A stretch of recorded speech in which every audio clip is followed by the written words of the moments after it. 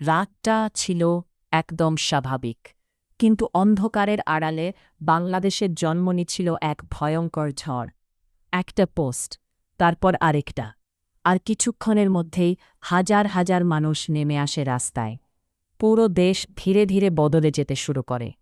কিন্তু প্রশ্ন হল, ২০২৪ সালের জুলাইয়ে আসলে কী ঘটেছিল? ঢাকার ব্যস্ত রাস্তা, যেখানে প্রতিদিন মানুষ স্বপ্নের পিছনে ছুটে বেড়ায়, সেই শহরেই হঠাৎ ছড়িয়ে পড়ে ক্ষোভ। হাজার হাজার শিক্ষার্থী হাতে প্ল্যাকার্ড নিয়ে দাঁড়িয়ে যায় রাস্তায়। তাদের কণ্ঠে একটাই দাবি, আমরা ন্যায় বিচার চাই।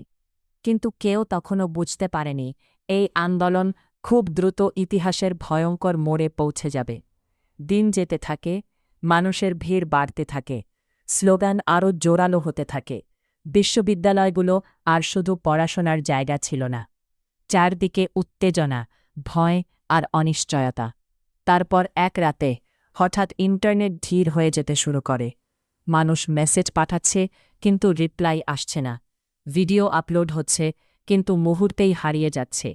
মনে হচ্ছিল পুরো দেশ ধীরে ধীরে বাইরের পৃথিবী থেকে বিচ্ছিন্ন হয়ে যাচ্ছে।